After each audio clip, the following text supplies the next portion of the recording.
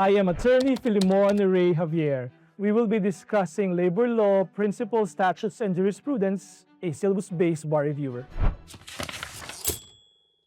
There are only two tests to determine the existence of employment relationship.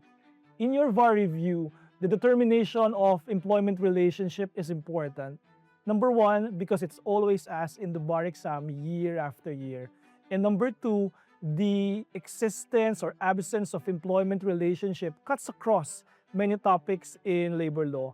For example, in topics of jurisdiction, although you will be asked to present your knowledge in that topic, you have to determine employment relationship because, for example, NLRC will have jurisdiction only when there exists an employment relationship.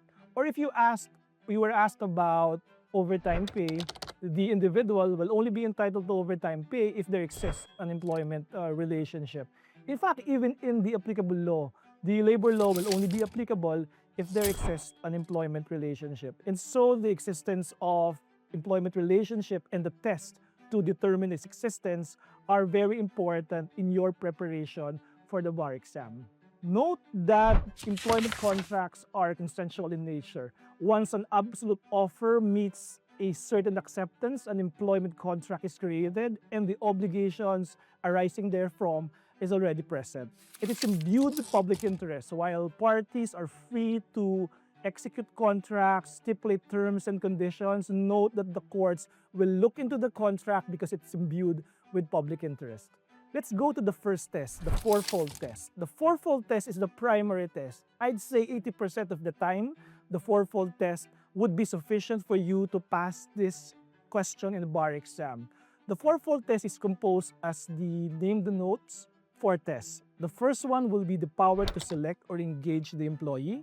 The second is the power to pay wages. The third is the power to dismiss or to discipline the employee. And the fourth one, the most important test, is the power to control. Most of the examinees fail on the fourth test because they just say power to control. That is wrong. May I remind you that when you state the fourth test, it has to be complete. It has to be the power to control not only the end result, but also the means and method upon which the individual performs the work. Because the power to control is also existing in any other relationship. For example, in contracting arrangement, the power to control is also present. It is the power to control the end result. And therefore, if you are determining the relationship, the yardstick will be the power to control not only the end result, but also the means and method employed in performing the work.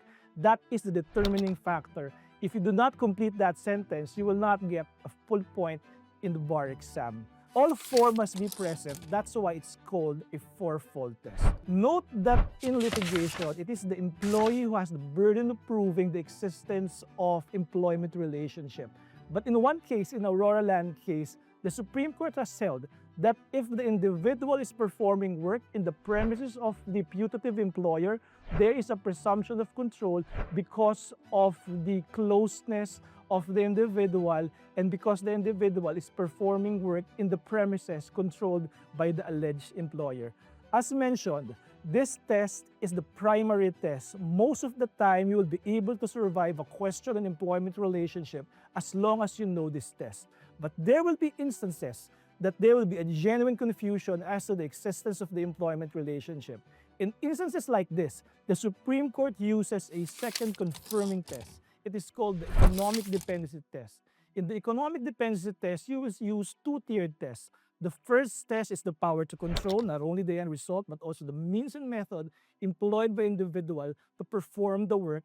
And the second one is the economic dependency or the economic realities of the relationship, which means that you will ask yourself whether the individual is economically dependent on the putative employer in terms of livelihood in that particular line of business. For example, in the case of Angelina Francisco in one case has assumed several roles: corporate secretary, accountant, acting manager, or even a liaison officer.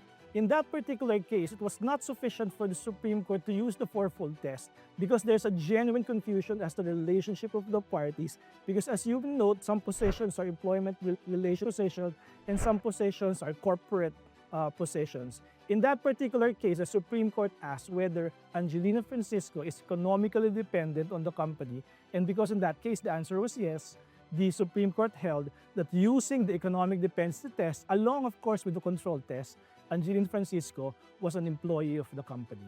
To wrap up, during the bar exams, if you spotted the issue of employment relationship, there are only two tests that you should use to survive this question. The first test is the primary test, the fourfold test.